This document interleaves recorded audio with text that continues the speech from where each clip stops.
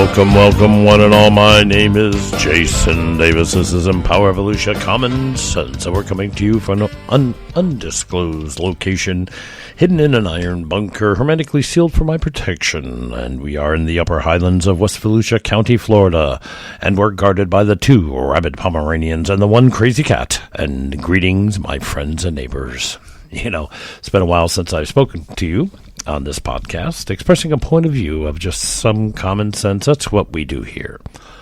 Well, today I need to speak to you about this ridiculous and most ignorant and actually unconstitutional statement of defunding the police.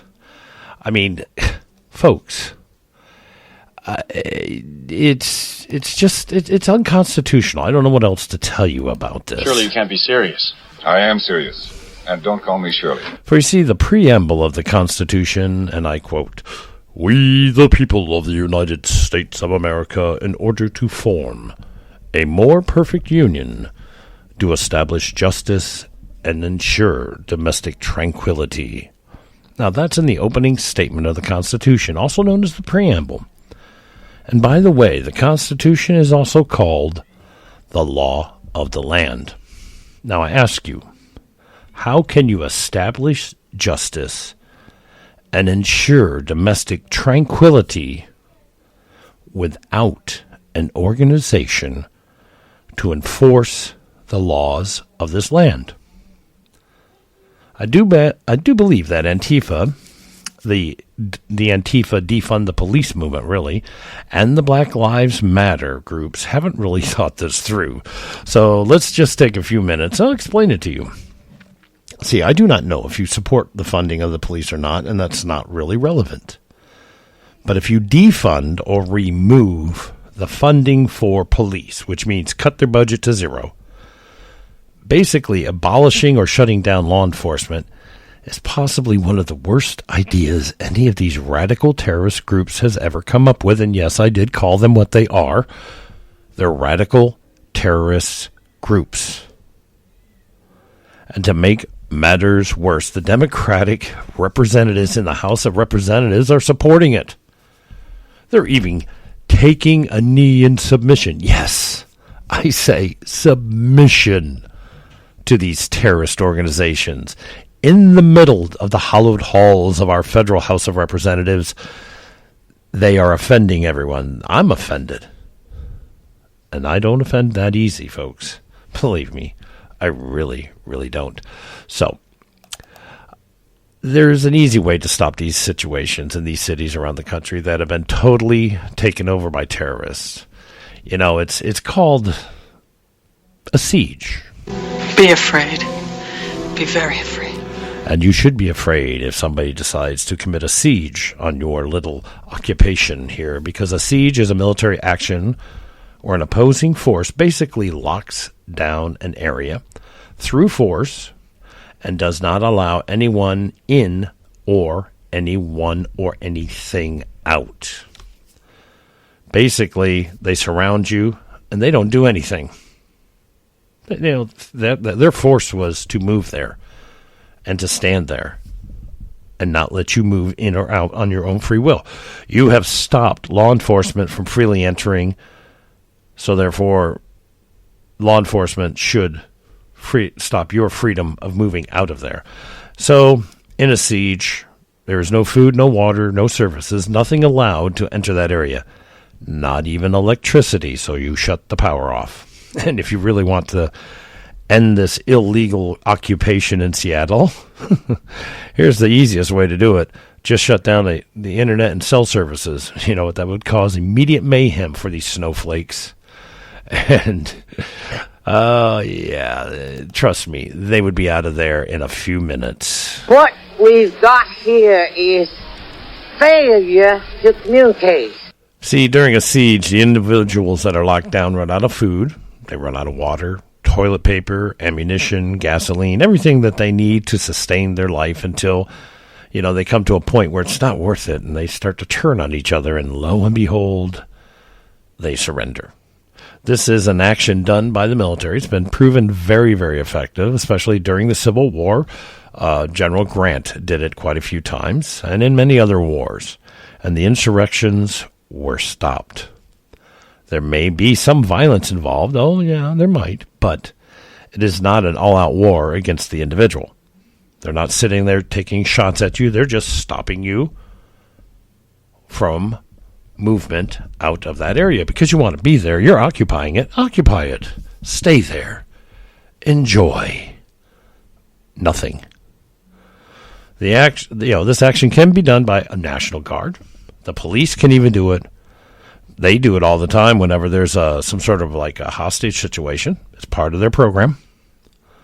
And if so needed, and if the state and city doesn't do something, the president can activate the military. The U.S. military can come in and do it. The 6 blocks that have been taken over in Seattle, Washington need to be put under siege, and believe me, it will not take long for these rabble-rousers in that community to surrender pretty much unconditionally. All you need is a mayor or a governor with the intestinal fortitude to do this, but apparently the leadership in these states and in these cities are weak, and they have no intentions of ending the crisis, well, at least not until the 2020 elections are over. That's pretty much true. So, there's that next one here coming up. Anybody, and I do mean anybody, in an elected position that is supporting this action, this occupation, this movement, is pretty much in violation of their oath of office. Let me say that again. They are in violation of their oath of office. They should be charged with malfeasance, which is the charge, and removed from office and placed in jail. I'm as stupid as a stupid does. For you see, my dear friend, I have taken that oath of office, and I have said these words. I do solemnly swear to protect and defend the Constitution of the United States and the county charter against all enemies, foreign and domestic. And these are domestic enemies, folks. They're encroaching on people's rights, and they are destroying property and killing people. I don't care what news station you listen to. If you don't realize this, then you may just be part of what Forrest Gump just said. But in my humble opinion, every congressman that took a knee in submission of the terrorist organizations, thinking they were showing some sort of solidarity or support, have also succumbed to an aggressive organization that is bent on overthrowing the United States of America. Ladies and gentlemen, they're trying to start internal strife, insurrection, and another civil war. This is how they start. And as you know, I do call it like I see it. Those who support these organizations in these actions, and I mean in these actions of violence, destruction, occupation, and treasonous actions, all those who support these actions, as I have spoke, are guilty of treason. Every one of them. Now, protests are a different animal. When you don't destroy things, start throwing things around and destroying and hurting people and destroying private property and stealing and starting fires and creating havoc, that's a protest. But this, my friends, these people are committing acts of terrorism. And anybody, and I do mean anybody, who supports these actions are guilty of treason, and they should go away. Hasta la vista, baby. So back to the subject matter of this podcast. I had to digress, but I did need to throw that in. Let's see what happens if you defund the police. Let's start. This is very simple. The first onset problem you're going to have is if somebody breaks into your home or business, robs you at gunpoint, harms your family members in any way, shape, or form. I mean, we're talking, and it's going on in these cities, massive amounts of murders, rapes, pillaging, plundering. I mean, it's like the pirates of the Barbary Coast are free and running away. And oh, to make me feel better, I need this 74-inch flat screen TV. Just, that will make me feel better. And I mean, no, there will be no justice for you. No. Without the police, there will be no justice for you. And I mean none. No justice for you at all. To have a crime, and I was a law enforcement officer for 6 years. I know this. To have a crime, you have to have a victim and a perpetrator. Crimes don't just happen out of the blue. You have a victim, and you have somebody who has perpetrated that crime. But you also have to have somebody that reports on that crime and goes in and does the search for evidence. And the evidence has to be collected. Video camera footage has to be obtained. Blood on the floor, torn clothing, or expended shells. These are things that the criminal investigation services in your local police forces do. It's called, here's some terms for you now. Take notes. This is called processing a crime scene. And that's another thing. Without a crime scene and evidence of the crime, there is no crime. When you defund the police, who is going to come in and process the crime scene and collect the evidence? No evidence, no crime. And then there's the issue of chain of custody. Well, I collect all that. Let's just say you collected that evidence. I put it on Ziploc baggies, and here it is. But this is the issue of that. It's called the chain of custody. Without an appropriate chain of custody of evidence, there is no court in this country, not a single court, that will accept that evidence into your case against anyone. They will say there's no chain of custody, therefore, this evidence is not admissible. You see it on TV. You just watch Law and Order, or any of these shows, these cop shows. They'll tell you, I'm sorry, we're not going to let that in because, that's fruit of the poisonous tree, as they call it in legal terms, and that's not admissible. So let's talk about that for a moment, if we will. Unfund the police. Let me see, where is that one? I guess I'm not going to have it there. Yes, unfund the police. You will basically abolish them because you will not have enough police officers willing to do this job for minimum wage or less. You also have no need for any court system now because we've just walked over that. Without police, nobody's going to collect the evidence, and it's going to not have a good chain of evidence, chain of custody for the evidence, and nobody's going to appropriately collect it. And they have different chemicals and different treatments to find DNA and et cetera, et cetera, et cetera. So, we won't have a need for a court system either without any police because there's no way that the evidence can be brought to the case. Rules of evidence, except, et cetera, et cetera. So let's look at this scenario some more. You defund the police, and you've lost all the good cops. Let's just say we got some cops, but you've lost all the good ones because they're not getting any support. Because they're not making a living wage anymore. A lot of cops have to do side jobs just to make ends meet. So only the bad cops will be there because, these bad cops are the ones that are taking bribes and payoffs, and we're right back to where we started from. So now you go into a town to get groceries, hardware, whatever you want to find, without any law enforcement or appropriately trained law enforcement officers in your town or county. It will become complete and total anarchy. Without law enforcement, there's no rules. Who's going to enforce them? There's no justice. Nobody's going to report the crime. There will literally be dead bodies on the streets, folks. And why do I say that? Because all you'll have to do is just look funny at somebody without any rules, without any justice, and the gunfire will begin. Gangs will come in and they will start to patrol their own little grouping areas. It'll be gangland war all over the place. And who's going to come in and pick up the injured from these gunfights? No one. That's a little hint. No one. There will be no ambulance driver that I have ever known, hired, put into a position, talked with, rode with, nothing. No ambulance driver anywhere will go into a war zone with an ambulance just to get shot at because, they got all kinds of nice little medications in those things. And trust me, drug dealers want those pharmaceuticals.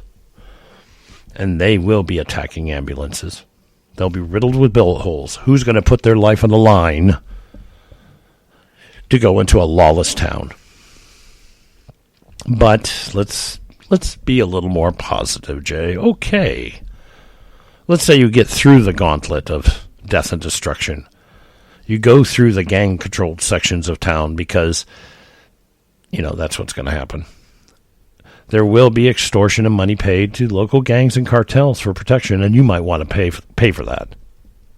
But you get through the gauntlet and you get to your favorite store that you wanted to go to. Maybe.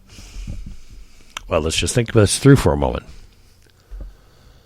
My dear friend, do you honestly think Walmart, Target, CVS, Walgreens, any of the other major big box stores, little box stores, do you think that McDonald's and Burger Kings and Wendy's and all those other fast food stores, all the restaurants, big chains, little chains, even the mom and pops, they're going to pull out of these war-torn areas because without any law enforcement, you might as well just buy stuff and give it away.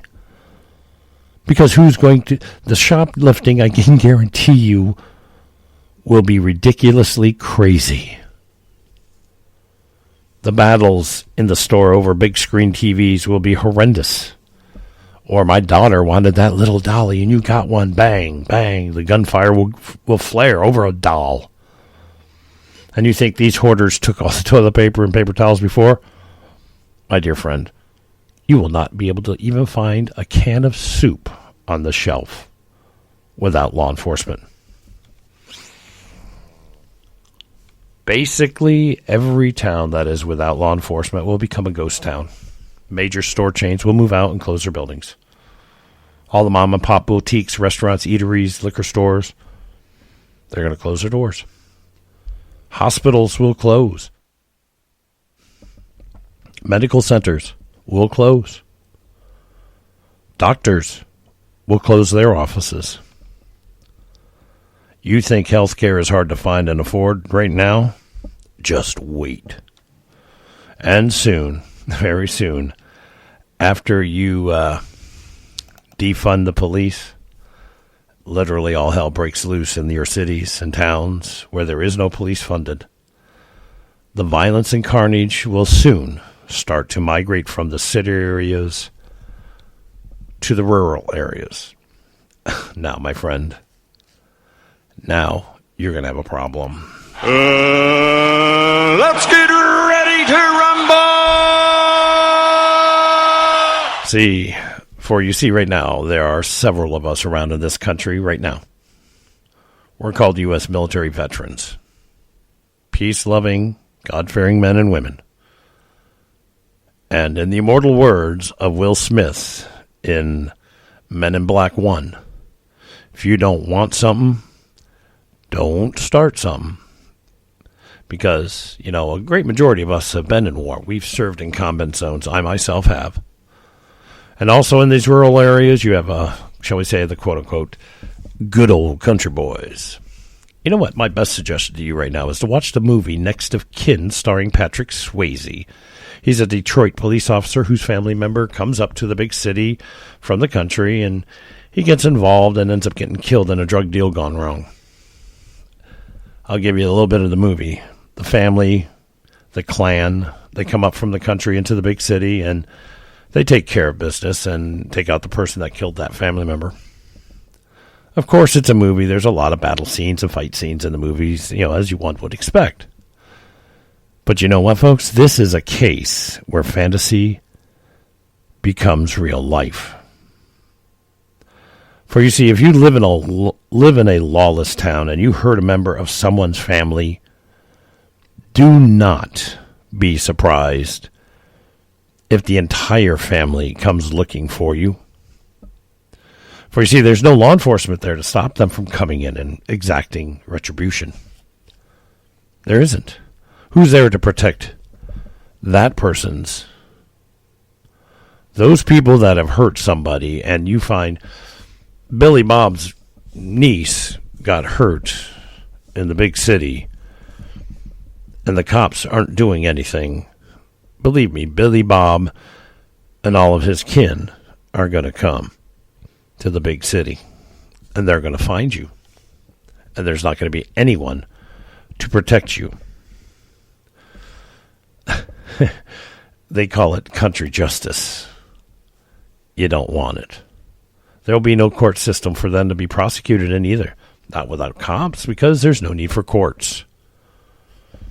And so, ladies and gentlemen, the battles will ensue. You can't handle the truth! And without any hospitals or medical centers, as I said, where will you take your injured gang members at this point to get them patched up? The answer again is nowhere. And they will die in the streets fighting for a cause that is, first off, unconstitutional and basically treasonous.